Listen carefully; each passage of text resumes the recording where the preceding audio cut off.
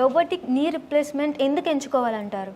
ఒకప్పుడు ఒక 15-20 years back or maybe 10 years back knee replacement surgery was advised only for patients over the age of 65. అంటే 60-65 ఏళ్ళు పైబడిన వాళ్ళకే ఈ రీప్లేస్మెంట్ సర్జరీ చేసేవాళ్ళం. అప్పుడు వాళ్ళ బేసిక్ రిక్వైర్మెంట్స్ ఇంట్లో తిరగటానికి, బాత్రూమ్కి వెళ్ళటానికి, ఒక టెంపుల్కి వెళ్ళటానికి, జాగ్రత్తగా నడుచుకోవటానికి మట్టుకే ఈ మాన్యువల్ టెక్నిక్ రీప్లేస్మెంట్ సర్జరీ అనేది డెవలప్ చేయడం జరిగింది.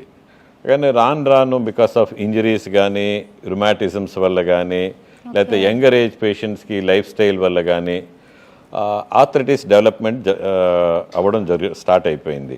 సో ఆల్మోస్ట్ 10 years నుంచి ఈ పేషెంట్స్, యంగర్ పేషెంట్స్ ఎస్పెషల్లీ, వాళ్ళకి పర్సనల్ రిక్వైర్మెంట్స్తో పాటు వాళ్ళు జీవనోపాధ్యాయంలో వాళ్ళు వర్క్ చేయాల్సి ఉంది, తర్వాత బయటికి వెళ్ళి వేరు పనులు చేసుకోవాల్సి వచ్చే పరిస్థితి ఉంది. సో ఈ గ్రూప్ ఆఫ్ పేషెంట్స్కి సర్జరీ చేయడానికి మాన్యువల్ టెక్నిక్ సర్జన్స్ వెనకబడేవారు. ఇప్పుడు రోబోటిక్ రీప్లేస్మెంట్ సర్జరీలో ఈ యంగ్ పేషెంట్స్కి దానిలో అడ్వాంటేజ్ ఏంటంటే the technique is so fine that the ligament balance is so fine that patients ఫ్రీగా నడవగలుగుతారు. వాళ్ళ పర్సనల్ రిక్వైర్మెంట్స్తో పాటు కార్ నడుపుకోగలుగుతారు, తర్వాత 2-wheeler స్కూటీ లాంటి వెహికల్ నడపగలుగుతారు, ఆఫీస్ వర్క్స్ చేసుకోగలుగుతారు, ఫాస్ట్గానేమో స్టెప్స్ ఎక్కగలుగుతారు. దాంతోపాటు వాళ్ళకి certain sporting activities like golf ఆడగలుగుతారు. So it's an added advantage.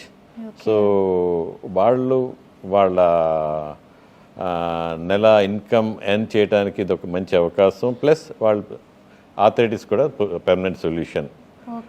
ఇది కాకుండా robotic replacement surgery the life of the joint is high. అంటే ఒక 18 years 20 years పనిచేస్తుంది జాయింట్. మాన్యువల్ టెక్నిక్లో అంతకుముందు మేము సర్జరీ చేసేటప్పుడు 10 years 12 years అని చెప్పేవాళ్ళం. సో రోబోటిక్ సర్జరీ వల్ల లాంగ్ జాయింట్ లైఫ్ వల్ల ఇది డెఫినెట్గా అడ్వాంటేజెస్.